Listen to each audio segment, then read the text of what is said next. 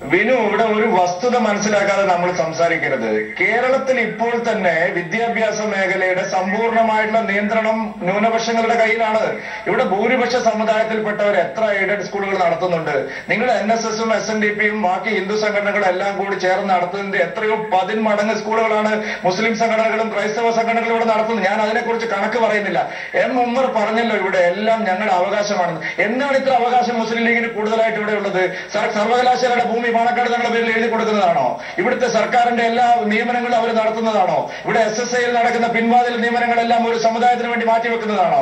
ആസൂത്രണ സമിതികൾ പുനഃസംഘടിപ്പിക്കുമ്പോൾ എല്ലാം മുസ്ലിങ്ങൾക്ക് വേണ്ടി മാറ്റിവെക്കുന്നതാണോ? ഇതൊരു മതേതര രാഷ്ട്രമല്ലേ? ഞങ്ങൾ മാത്രം അവകാശം എന്ന് പറയുന്നുണ്ടോ? ഇവിടെ ഭൂരിപക്ഷത്തിന് ഒരു അവകാശവും ഇല്ലെന്നാണോ ഉമ്മറും ശിവദാസൻ നായരും പറയുന്നത്? അങ്ങനെ കൊണ്ടുപോകാൻ സാധിക്കില്ല.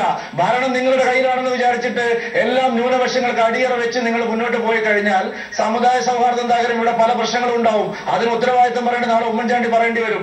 ഈ പോക്ക് ശരിയല്ല. ഇവിടെ NSSഉം SNDPയും ബാക്കി എല്ലാവരും പറയുന്ന ഒരു കാര്യം, അതിനെ വർഗീയമായിട്ട് ചിത്രീകരിച്ചിട്ട് കാര്യമല്ല.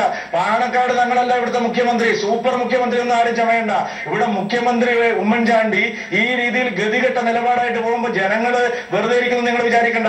ശിവദാസൻ നായർക്ക് KSUക്കാരെ കൊണ്ട് ലീഗിന്റെ ഓഫീസിന് കല്ലെറിയാൻ സാധിച്ചില്ല. എന്താ അവരെ നിലയ്ക്ക് നിർത്താത്തത്? KSUവിന്റെ സംസ്ഥാന പ്രസിഡന്റ് നിലയ്ക്ക് നിർത്താത്തത്? രമേശ് ചെന്നിത്തല എന്താണ് അഭിപ്രായം പറയുന്നത്? എന്താണ് മുരളീധരൻ അഭിപ്രായം പറയുന്നത്? എന്താണ് കോൺഗ്രസിലെ മറ്റു നേതാക്കന്മാരെ ഈ കാര്യം നിങ്ങൾക്ക് അംഗീകരിപ്പിക്കാൻ കഴിയാത്തത്?